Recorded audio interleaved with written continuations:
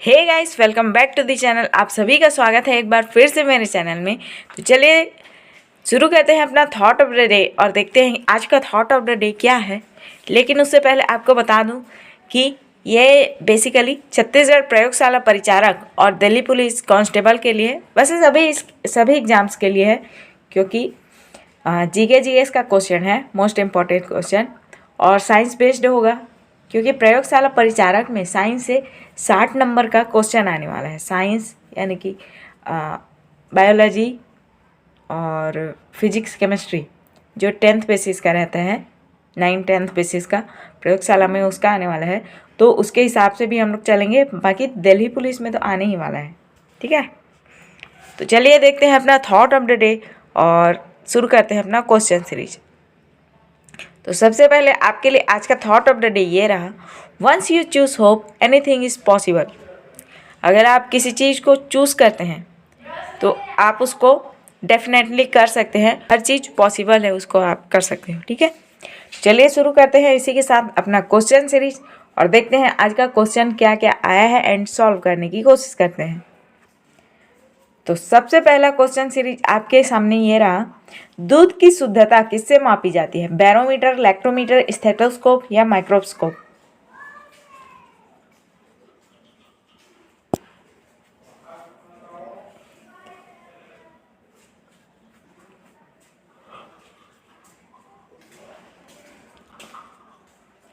तो नॉर्मली हम लोग दूध में देखते हैं, दूध में क्या होता है, लैक्टिक एसिड पाया जाता है ना। तो लैक्टिक एसिड से हम लोग मतलब सोच सकते हैं कि क्या शुद्धता मापने के लिए क्या किया जा सकता है। तो यहाँ पे एक ही हम लोग को ऑप्शन दिख रहा है, क्या? Option B, lactometer. तो दूध की शुद्धता नापने के लिए किसका यूज़ किया जाता है? लैक्टोमीटर का यूज़ किया जाता है, ठीक है। अगला क्वेश्चन, विद्युत धारा को मापने के लिए किसका प्रयोग किया जाता है? गैल्वेनोमीटर, कार्डियोग्राफी, स्फिग्नोमैनोमीटर या फेदोमीटर?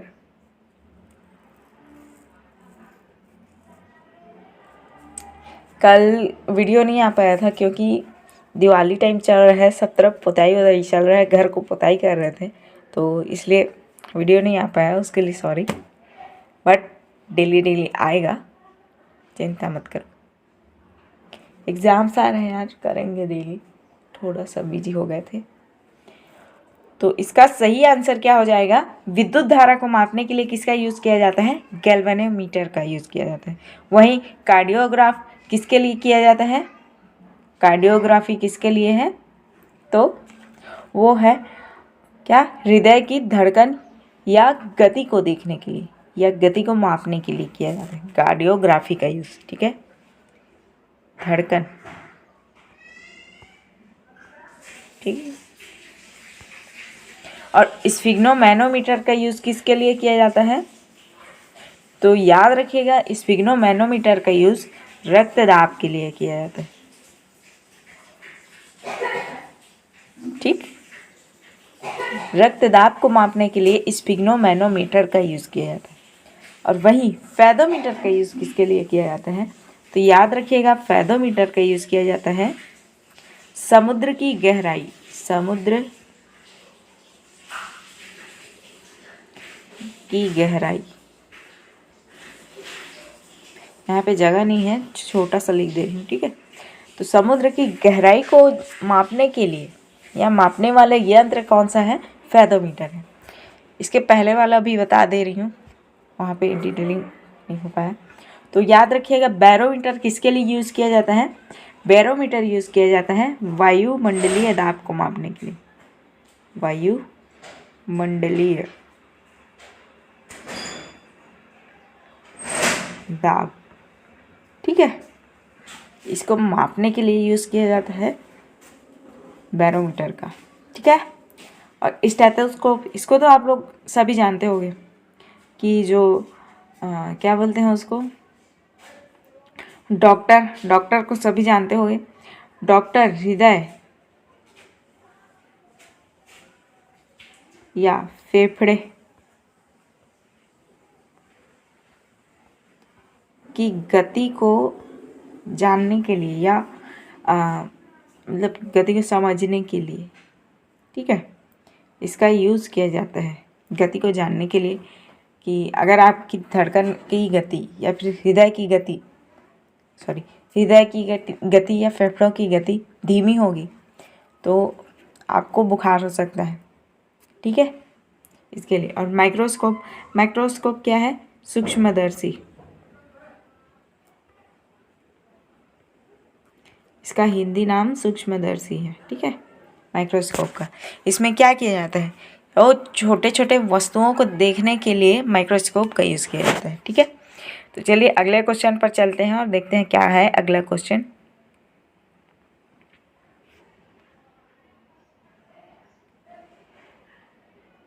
तो अगला क्वेश्चन ये रहा, पेरिस्कोप का यूज़ किसके लिए किया जाता है या उपयोग किसके लिए किया जाता है? रक्त का दाब मापने के लिए, वर्षा मापक यंत्र, पानी के अंदर से पानी के बाहर का दृश्य देखने के लिए, या वाहन की गति मापने के लिए। ये गति है, ठीक है, गतु हो गया है, गति।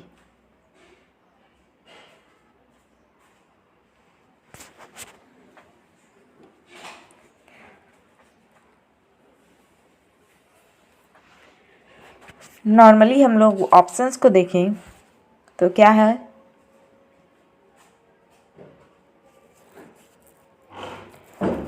रक्त का दाब मापने के लिए अभी मैं बताई क्या? स्फिग्नो मैनोमीटर, है ना। रक्त का दाब मापने के लिए किसका यूज़ किया जाता है? स्फिग्नो मैनोमीटर का यूज़ किया जाता है।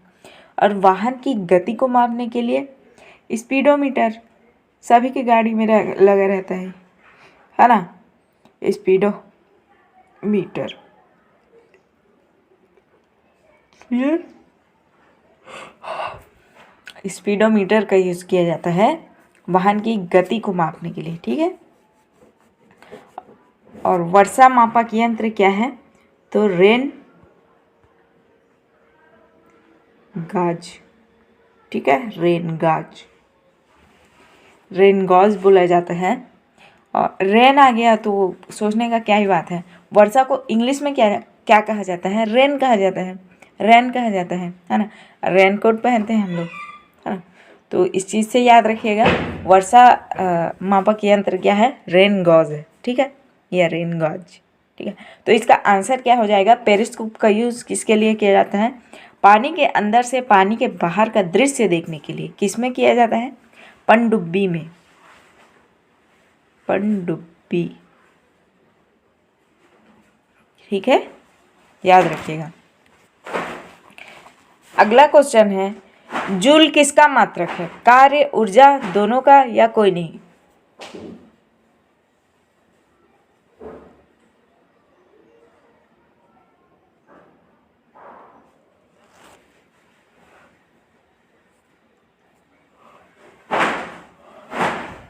तो याद रखिएगा, जूल किसका मात्रक है?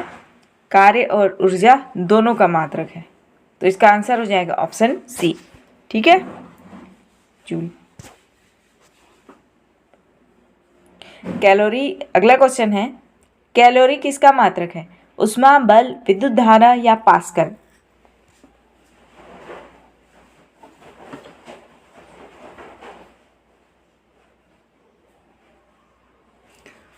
तो आप लोग केमिस्ट्री में पढ़ते होंगे, इतना किलो कैलोरी ऊर्जा खपत हुआ, इतना वो हुआ कर। तो इसका आंसर क्या हो जाएगा? उष्मा का मात्रक है क्या? कैलोरी, ठीक है। और वहीं बल किसका मात्रक है? तो बल है न्यूटन का बल का मात्रक क्या है? न्यूटन, ठीक है। और विद्युत धारा किसका है? तो याद रखिएगा, विद्युत धारा है एम्पियर का।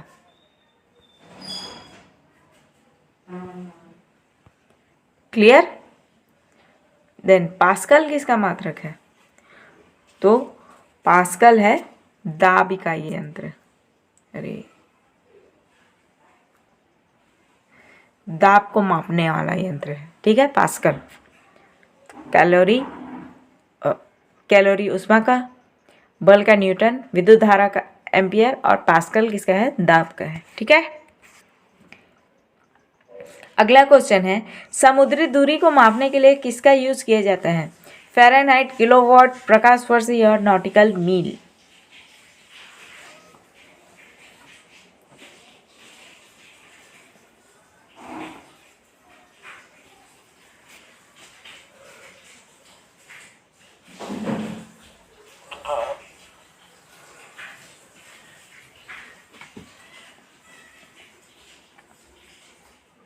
आंसर क्या हो जाएगा? नहीं, पहले हम लोग देखते हैं अपना ऑप्शंस को, ऑप्शन के अकॉर्डिंग फिर लगाएंगे क्या इधर आंसर, ठीक है। तो फ़ारेनहाइट या सेंटीग्रेड, डिग्री सेल्सियस, सेंटीग्रेड, ये सब हम लोग पढ़ते हैं ना, ये क्या के लिए यूज़ किया जाता है? तो तापमान के लिए, टेम्परेचर के लिए, ताप या टेम्परेचर, ठीक है। इसको मापने के लिए यूज़ किया जाता है फ़ारेनहाइट या सेंटीग्रेड, ठीक है। डिग्री सेल्सियस लिखते हैं, डिग्री एफ लिखते हैं, वो फ़ारेनहाइट, ठीक। किलोवाट का यूज़ किस लिए किया जाता है? तो किलोवाट आप लोग जानते ही होंगे किसके लिए किया जाता है? शक्ति को मापने के लिए। इतना हॉर्स पावर है, मतलब ट्यूबवेल आप लोग सुने होंगे, ट्यूबवेल आई होप आप लोग के घर में होगा, तो या फिर आसपास में होगा भी। तो उसमें उसमें जो मोटर लगा रहता है, स्विच लगा रहता है, तो वो कितने कितने पावर का लगा रहता है, तो वो इतने हॉर्स पावर का है, ऐसा बोला जाता है ना। तो वो शक्ति को मापने के लिए किया है, वो शक्ति का मात्रक है, ठीक है। और इसका वो शक्ति है, ठीक है, उसकी इतनी क्षमता, ठीक है। तो उसके लिए कौन सा मात्रक यूज़ किया जाता है? किलोवाट किया जाता है, किलोवाट का यूज़, ठीक है। और प्रकाश वर्ष आई होप बच्चे को पता होगा, मतलब जो पढ़ रहे हैं उनको। किसके लिए यूज़ किया जाता है? पृथ्वी एंड सूर्य, या एक ग्रह से दूसरे ग्रह की दूरी को मापने के लिए यूज़ किया जाता है किसका? प्रकाश वर्ष का, ठीक है। तो इस हिसाब से हमारा आंसर क्या हो जाएगा? समुद्री दूरी मापने के लिए किसका यूज़ किया जाता है? नॉटिकल मील का यूज़ किया जाता है, ठीक है। अगला क्वेश्चन है, विटामिन की खोज किसने की थी? हैनीमैन, लैंडस्टीनर, फंक या क्रिश्चियन बर्नार्ड?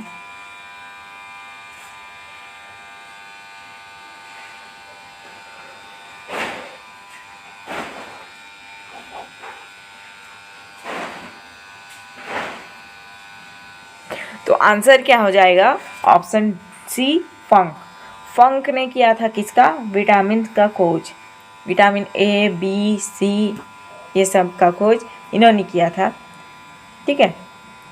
और वहीं हैनीमैन ने किसका खोज किया था? तो होम्योपैथी का,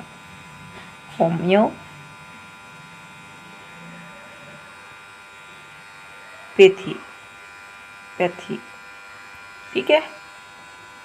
लैंडस्टीनर ये ब्लड ग्रुप का किए थे, ठीक है, ब्लड ग्रुप, क्लियर। फंक का तो पता चल गया, इन्होंने किसका किया था? विटामिन का। एंड क्रिश्चियन बर्नार्ड, इन्होंने किसका किया था? तो याद रखिएगा, हृदय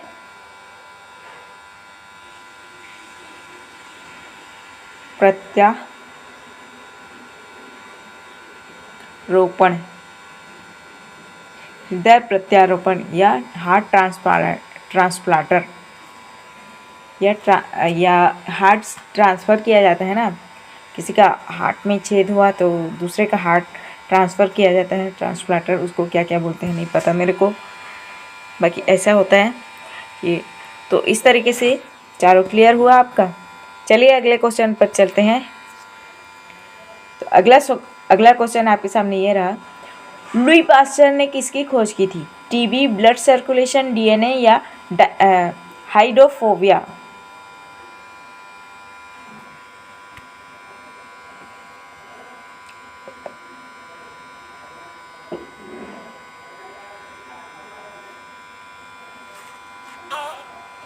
तो याद रखिएगा लुई पास्चर ने किसका किया था, हाइड्रोफोबिया का खोज किया था। क्लियर। वही डीएनए का मैंने कल या परसों आपको बताया था, Watson and Crick. Watson and Crick ने किया था किसका, डीएनए का खोज। और ब्लड सर्कुलेशन का किसने किया था, तो याद रखिएगा blood circulation William Harvey. Clear. William Harvey ने किया था ब्लड सर्कुलेशन का खोज। ठीक है। और टीबी का खोज किसने किया था, याद रखिएगा टीबी का खोज किसने किया था, रॉबर्ट कोच ने। ये ठीक है। टीवी में हम लोग देखते हैं इस गेम के कोच ये हैं, इस गेम के कोच ये हैं करके। हम मान ही लो अभी वर्ल्ड कप चल रहा है, तो टीम इंडिया के कोच कौन है, राहुल द्रविड़ जी, है ना। तो टीम इंडिया को बनाने का काम किसने किया है, एकदम तगड़ा बनाने का काम तो राहुल द्रविड़ ने किया है। हीरो को तराशने का काम किसने किया है टीम इंडिया में, तो किसने किया है, उनके कोच ने किया है। कोच कौन थे, राहुल द्रविड़ है। तो यहाँ पे टीवी की खोज या राहुल द्रविड़ ने हीरे की खोज की, इन्होंने टीवी की खोज की कि कौन, कोच ने खोज की टीवी की। ठीक है, टीवी की। इस तरीके से आप लोग याद रखिएगा। क्लियर। अगला क्वेश्चन है, J.S. फ्लेमिंग ने किसकी खोज की थी, diode valve, triode valve, insulin या रेबीज का टीका।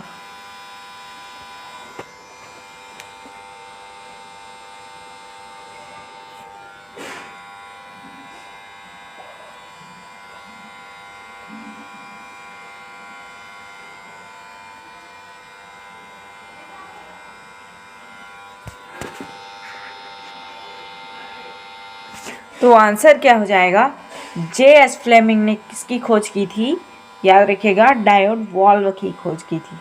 ठीक है, डायोड वॉल्व खोजा था J.S. फ्लेमिंग ने। ठीक है। और वहीं ट्रायोड वॉल्व किसने खोजा था, तो याद रखिएगा ली डी फॉरेस्टर।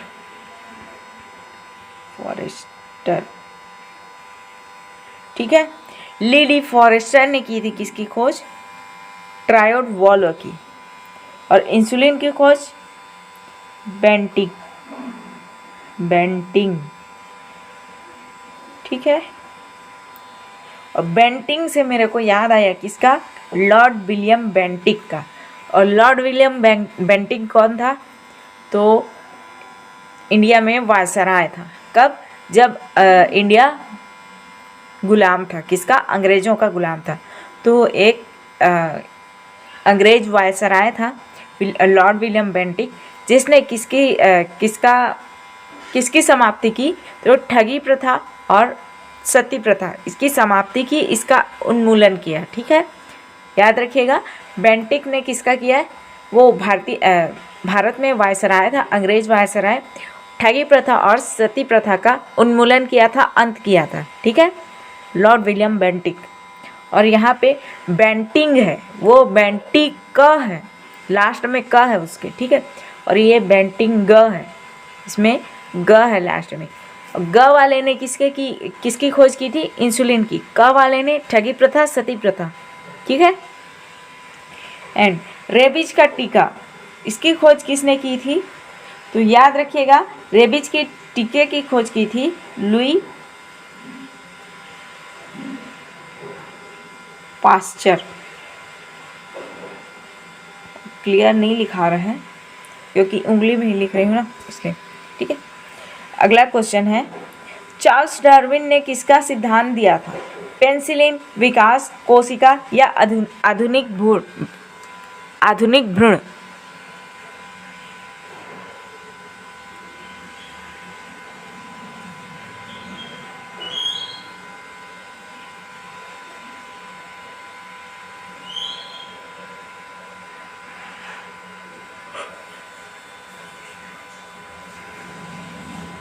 आंसर क्या हो जाएगा, चार्ल्स डार्विन ने किसका खोज मतलब क्या क्या सिद्धांत दिया था, तो विकास का सिद्धांत दिया था।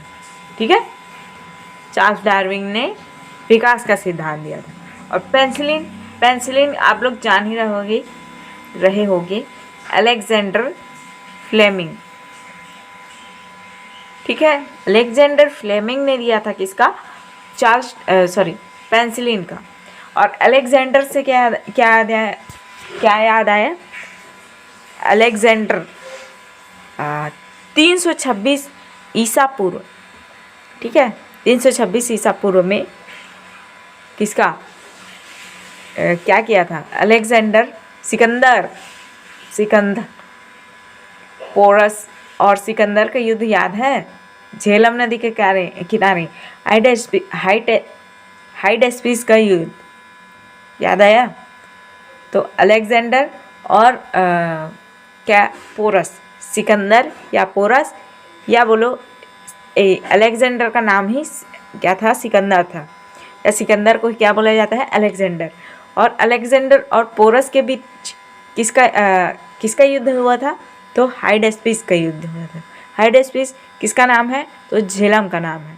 ठीक है, कब हुआ था, तो 326 ईसा पूर्व में।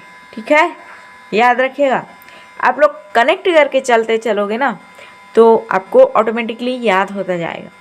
जहाँ भी आए, जैसा भी नाम आए, आप लोग कनेक्ट करके चलिए उसको, चाहे उसको इतिहास से करिए, भूगोल से करिए, या फिर किसी और सब्जेक्ट से रिलेट करके पढ़िए, तो आपको याद हो जाएगा। ठीक है, जीएस हार्ड नहीं है उतना, बस आप लोग कनेक्ट करके पढ़ते चलोगे ना, वो आपके दिमाग में बैठते चलेगा। ठीक है, तो अब देखते हैं कोशिका का खोज किसने किया था, या कोशिका का सिद्धांत किसने दिया था, तो रॉबर्ट हुक ने। ठीक, रॉबर्ट हुक ने दिया था कोशिका का सिद्धांत, या कोशिका का जनक कहा जाता है इनको। ठीक है, और वहीं आधुनिक भ्रूण का खोज किसने किया था, तो याद रखिए वॉन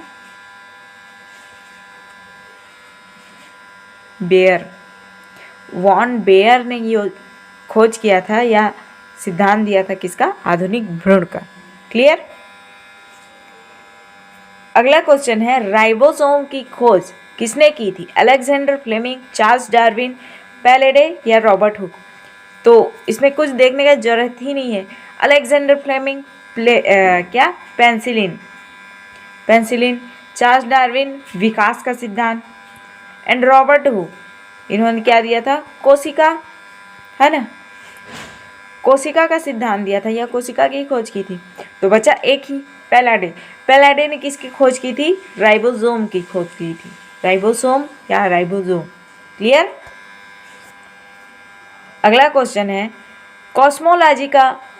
कॉस्मोलॉजी में किसका अध्ययन किया जाता है, ब्रह्मांड, वनस्पति, जीव या रोग। देखो अभी हम इंडियंस लोग क्या करते हैं, यहाँ पे कॉस्मोलॉजी लिखा है, लॉजी बोला जाता है इंग्लिश में, हम लोग क्या बोलते हैं, कॉस्मोलॉजी, ऐसा बोलेंगे। अब भाई क्षेत्रीय भाषा है अपना, जैसे बोलते हैं भाई बोलते हैं, इंडियंस किसी से कम नहीं, जैसा ही बोलें याद रखना आना चाहिए, है ना। तो कॉस्मोलॉजी या कॉस्मोलॉजी का अध्ययन में किसका अध्ययन किया जाता है, याद रखिएगा, कॉस्मोलॉजी में अध्ययन किया जाता है ब्रह्मांड का अध्ययन किया जाता है। क्लियर। और वनस्पति का अध्ययन, वनस्पति बायोलॉजी वाले जानते ही होंगे क्या, बॉटनी। ठीक है, बॉटनी में किया जाता है क्या, किसका अध्ययन, वनस्पति का, ये बॉटनी। भैया यहाँ पे ए होगा शायद, ठीक है, स्पेलिंग को छोड़ो उसको। ठीक है, और जीव विज्ञान का अध्ययन किस में किया जाता है, तो बायोलॉजी, बायो, है ना। रोग का अध्ययन किस में किया जाता है, ये मोस्ट इम्पॉर्टेंट है, पैथोलॉजी। पैथोलॉजी में आप लोग को डॉक्टर भेजता है ना, पैथोलॉजी, तो पैथोलॉजी में आपको डॉक्टर भेजता है, तो वो लोग क्या कहते हैं, आपका ब्लड सैंपल लेते हैं। ब्लड सैंपल से वो लोग आप लोग का बीमारी को जानने का कोशिश करते हैं कि आपको क्या बीमारी है, ठीक है। तो इसलिए याद रखिएगा, रोग जांच करने के लिए हम लोग कहाँ जाते हैं, पैथोलॉजी में जाते हैं। तो रोग का क्या अध्ययन किस में किया जाता है, पैथोलॉजी में किया जाता है, ठीक है। अगला क्वेश्चन है, ओशियनोग्राफी किससे संबंधित है, या ओशनोग्राफी किससे संबंधित है, पर्यावरण, समुद्र, कृषि या मानव शरीर। तो ओशियनो आपने लिख ही दिया है, ओशियनो या ओशनोग्राफी। तो ओशियन किसको बोला जाता है, समुद्र को बोला जाता है। समुद्र का इंग्लिश नाम क्या है, ओशियन, ठीक है। तो ओशियनोलॉजी का संबंध किससे है, समुद्र से। और वहीं क्या, पर्यावरण को क्या बोला जाता है, क्या बोलते हैं, इन्वायरमेंटल या ईवीएस हम लोग बोलते हैं ना, ईवीएस, इन्वायरमेंटल स्टडीज। इन्वायरमेंटल पर्यावरण से संबंधित क्या है, इन्वायरमेंटल बोला जाता है, या इकोलॉजी, ठीक है। शॉर्ट में हम लोग बोल देते हैं क्या, ईवीएस, ठीक है। वहीं कृषि एग्रीकल्चर, ठीक है, एग्रीकल्चर से संबंधित है। एग्रोनॉमी बोला जाता है, या कृषि का अध्ययन को एग्रोनॉमी बोला जाता है, या एग्रीकल्चर बोला जाता है, ठीक है। मानव शरीर का अध्ययन करने के लिए किसका यूज़ किया जाता है, कौन से टर्म का, तो याद रखिएगा, एनाटॉमी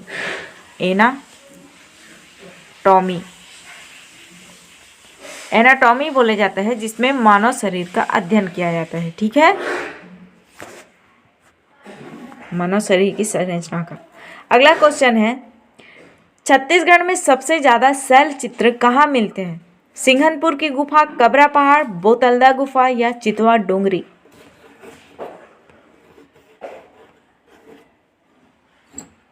तो इसका आंसर आप लोग छत्तीसगढ़ वासी हो, छत्तीसगढ़ में आने वाला है, सब क्वेश्चन बताइए, ये क्वेश्चन आपको बताना है, ठीक है। एक आध क्वेश्चन आप भी बताओ यार, कमेंट में आप लोग बताइएगा, कमेंट करिएगा, ठीक है। करते नहीं हो यार, करा करो, आपका भी मतलब रिवाइज हो जाएगा, है ना। और प्रैक्टिस कर रहे हो तो पता चले कितना आपको याद है, कितना याद नहीं है ना। भले ही आप लोग गूगल से खोज के बताओ या बुक से देख के बताओ, लेकिन कमेंट करो। देखो इसमें क्या होगा, आप लोग, मैं कोई क्वेश्चन पूछी हूँ मान लो, उसको सर्च करोगे या बुक में खोजोगे, तो देखो एक तो आपको सेल्फ रीडिंग हो जाएगा, उसमें खोजोगे तो एक एक लाइन को पढ़ोगे ना, या फिर पढ़े होगे तो जिस जगह में आप डायरेक्टली वहाँ को निकालोगे, है ना, ऐसा होगा ना। और गूगल में भी सर्च करोगे, फटाक से आएगा आपके दिमाग में, वो क्लिक कर जाएगा, वो मतलब छप जाएगा कि हाँ ये क्वेश्चन पूछा गया था, ये एक यूट्यूबर द्वारा, या फिर एग्ज़ाम्स में ही पूछा गया था, मान लो आपने गलत किया है, या फिर आपको पूछा गया है नॉर्मली, तो आपने सर्च किया, वो आपके अब दिमाग में छप गया है कि इसका आंसर ये होगा करके, ठीक है। तो आप लोग खोज के बताइएगा, क्लियर। तो अगला क्वेश्चन है, किसके समय सूबा शासन व्यवस्था आई थी, बिम्बाजी भोसले, विठलराव दिनकर, महिपतराव दिनकर या व्यंकोजी भोसले।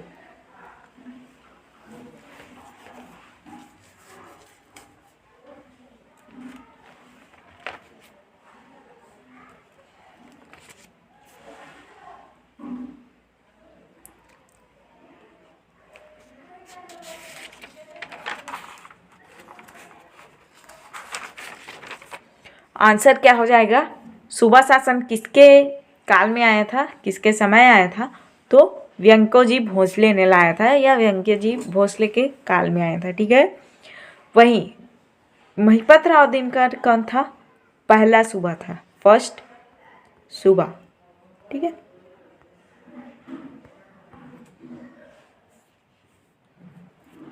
आगे बढ़ते हैं, बिम्बाजी भोसले की मृत्यु के बाद आया था ना, ठीक है। अगला क्वेश्चन है, छत्तीसगढ़ वनाच्छादित क्षेत्रफल में भारत में कौन से स्थान पर है? चौथे, तीसरे, दूसरे या पहले?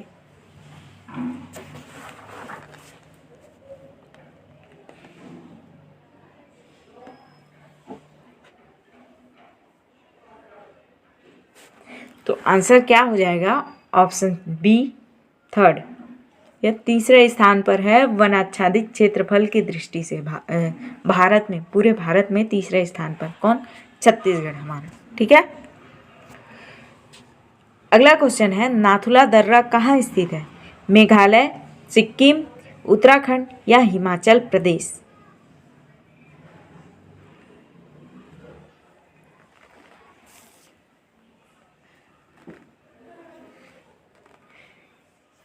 तो आंसर क्या हो जाएगा? Option B, Sikkim. सिक्किम में स्थित है नाथुला दर्रा। आप लोग सोच रहे होंगे उत्तराखंड या हिमाचल प्रदेश में होगा, लेकिन नहीं, सिक्किम में है नाथुला दर्रा। ठीक है। मेघालय तरफ तो शायद। अगला है, खैबर दर्रा कहाँ स्थित है? भारत, पाकिस्तान, अफगानिस्तान या 2 और 3 दोनों? यानी कि पाकिस्तान और अफगानिस्तान दोनों।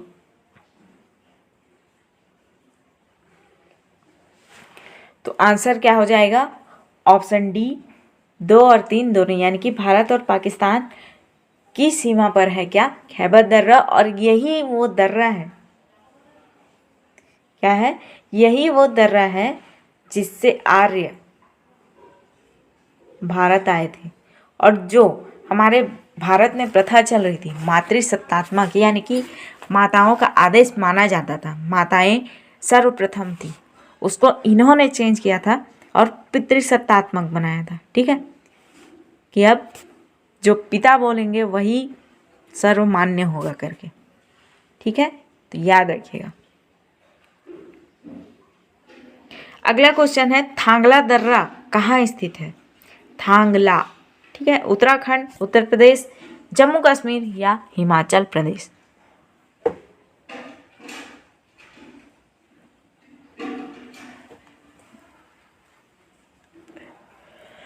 तो आंसर क्या हो जाएगा? लेकिन आप लोग सोच रहे होंगे जम्मू कश्मीर होगा या हिमाचल प्रदेश होगा, इन दोनों में नहीं होगा तो उत्तराखंड में होगा, है ना।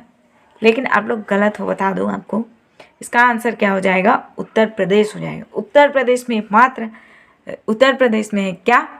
थांगला दर्रा। ठीक है, थांगला, थांगला। इसको कैसे याद रखोगे?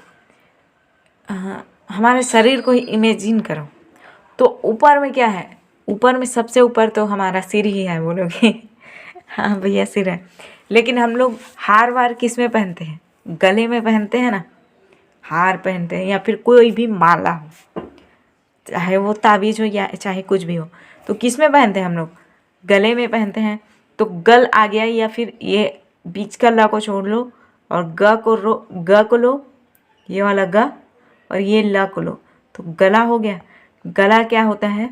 हमारे शरीर के ऊपरी भाग में होता है, उत्तर में होता है। ठीक है, जिसमें हम लोग क्या पहनते हैं? ताबीज पहनते हैं, माला पहनते हैं, या क्या बोलते हैं, हार पहनते हैं। तो उत्तर में गला है। ठीक है, उत्तर में क्या है? गला है। तो थांगला दर्रा, उत्तर प्रदेश। ठीक है। अगला क्वेश्चन है, भारत और पाकिस्तान के बीच कौन सी नदी सीमा बनाती है? सिंधु, सतलज, रावी या झेलम?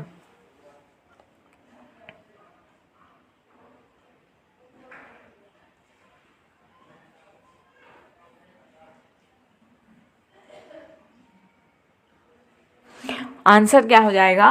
Option D, Jhelum. आप लोग ने यहाँ पे देखा ही होगा, हमारा ये मान लो क्या है, भारत का मैप है। ठीक है, ऐसे करके इधर ऐसे, तो यहाँ पे, यहाँ से ये झेलम नदी ऐसे निकलती है, फिर ऐसे आके सतलज से जाके ऐसे मिलती है, और ये सतलज इधर से ये सिंधु नदी में जाके मिलती है। ठीक है, तो ये झेलम देखो यहाँ पे, एक मिनट कलर चेंज करती हूँ। यहाँ पे देखो बॉर्डर बना रहा है ना, यहाँ पे भारत और पाकिस्तान के बीच क्या कर रहे हैं? बॉर्डर बना रहे हैं। एकदम भारत के जो लाइन है ना, बॉर्डर लाइन, वहाँ पे सट के जा रहे हैं, बाउंड्री बना रहे हैं। तो इसीलिए भारत और पाकिस्तान के बीच कौन सी नदी सीमा बनाती है? तो झेलम नदी सीमा बनाती है। ठीक है, क्लियर। अगला देखते हैं।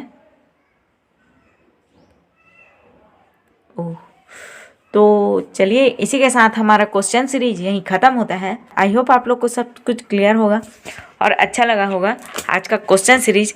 और अगर अच्छा लगा है आज का क्वेश्चन सीरीज आप लोग को, तो प्लीज़ वीडियो को लाइक एंड चैनल को सब्सक्राइब कर दीजिएगा।